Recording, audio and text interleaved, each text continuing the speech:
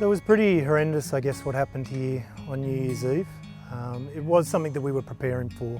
I think that's probably one of the most important things to say, is that we had plans and we talked through what that was going to be and really did everything we could as far as preparing for it. So on the morning of New Year's Eve, about 6 AM was when notification went out to basically evacuate the town of Mogo.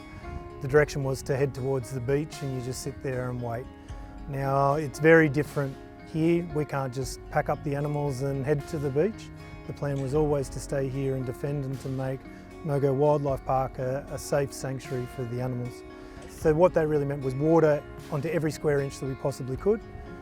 By about 11 o'clock we had watched the fires come up parallel to the Tomakan Road, which we sit on, and yeah, from then we saw the first actual flames, and then for the next 4 hours it was pretty full on.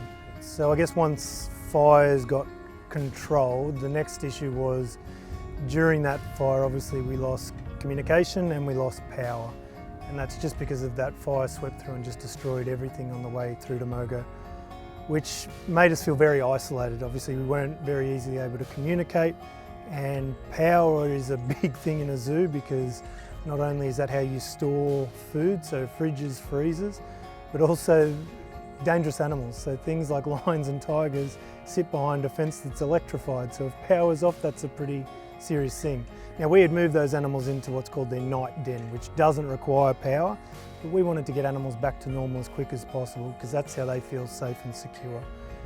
Mogo Wildlife Park holds a very special place within the community and the greater community, so people really wanted to help quickly, but it doesn't always mean it's logistically possible. So roads were cut off virtually in every single direction, so even when we found people who wanted to help, it was often difficult to get that help. So thankfully, through the grateful help of Emma Hassar, the ex-federal minister, what we were able to do is obviously the truck that was carrying the generator, we had a dump truck that was carrying hay, and a wonderful truck carrying fresh fruit and vegetables, is the drivers were actually able to have the police commissioner's phone number in their phone, so that if they got to essentially what was a roadblock, we were able to find ways through. And then we had a flooding event. And so we had those incredible downfalls that just happened and never stopped.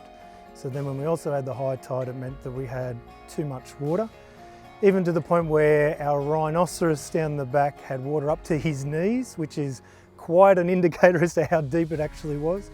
And we just had to wait for that tide to go up for the water to go. Now, the place is a mess. There's still too much water, but we're not flooded anymore.